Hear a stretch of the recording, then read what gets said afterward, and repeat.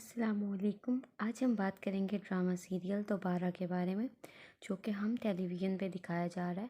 اور اس ڈرامے میں ہمیں اب تک یہ دکھایا گیا ہے کہ ایک لڑکی جس کا نام مہرالنساء ہوتا ہے، اس کی چھوٹی ہی عمر میں شادی کر دی جاتی ہے، جس کے بعد اسے اپنی ساری خواہشیں مار کے اپنے شوہر، جو اس کے بڑی عمر کا شوہر ہوتا ہے، اس کے مطابق رہنا پڑتا ہے۔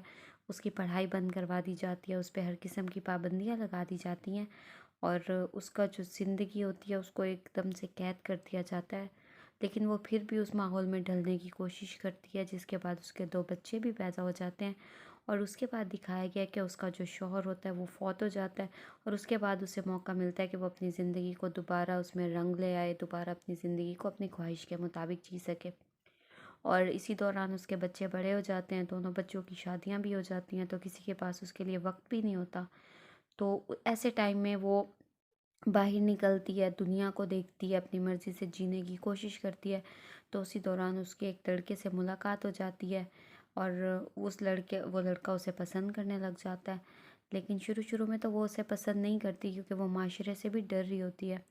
لیکن اس کے بعد یہ ہوتا ہے کہ وہ بھی اسے پسند کرنے لگ جاتی ہے، اور اس کے ساتھ نکاح کر لیتی ہے۔ جو لڑکا بیسیکلی ہوتا ہے، اس کے بارے میں پہلے تو یہ دکھایا گیا ہے کہ وہ اسے بہت پسند کرتا ہے، اس وجہ سے اسے شادی کرنا چاہتا ہے، اور وہ ایک بہت ہی غریب بیک گراؤنڈ سے ہوتا ہے۔ لیکن جیسے جیسے ڈرامہ آگے بڑھ رہا ہے، اس لڑکے کی تھوڑی اصلیت دکھائی گئی ہے، تھوڑا ہنٹ دیا گیا ہے کہ وہ لڑکا جو ہے اس نے مہرالنساء سے اس کی دولت کی وجہ سے شادی کی ہے، تاکہ وہ بھی امیر ہو سکے۔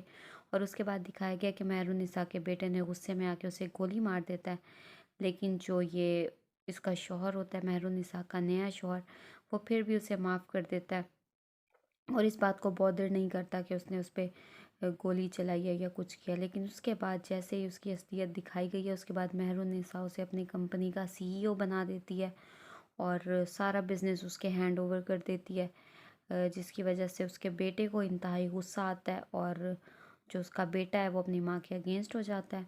اور اس کا جو بیٹا ہے وہ اب یہ کوشش کر رہا ہوتا ہے کہ وہ کسی نہ کسی طرح اس لڑکے کو اپنی ماں کی زندگی سے باہر نکالے، کیونکہ کہیں نہ کہیں اسے یہ اندازہ ہو گیا ہوتا ہے کہ جو وہ لڑکا ہے وہ اس کی ماں کی دولت کی وجہ سے اس کے پیچھے ہے۔ تو جو اس کی لڑکے کی پھپھو ہوتی ہے، مہرالنساء کے پچھلے خاوند کی بہن، وہ بھی اپنے بھتیجے کو کافی بھڑکاتی ہے کہ وہ اپنی ماں کے خلاف ہو جائے۔ لیکن جو اس کی ماں ہے وہ واضح لفظوں میں اسے یہ کہہ دیتی ہے کہ اسے اب اپنے نئے باپ کی عزت کرنی ہی پڑے گی، اور اگر وہ اس کی عزت نہیں کرے گا تو وہ اسے گھر سے نکال دے گی، کیونکہ ساری جائیداد مہرالنساء کے نام ہے۔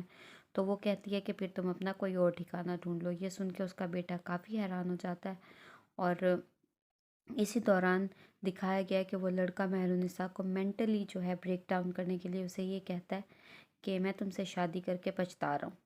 تو یہ تھی آگے آنے والی قسط کی سٹوری، اور اگر آپ مزید ایسے ڈراماز کی سٹوریز یا ریویوز دیکھنا چاہتے ہیں تو چینل کو لائک اور سبسکرائب کر دیں۔ اپنا بہت خیال رکھیے گا۔ اللہ حافظ۔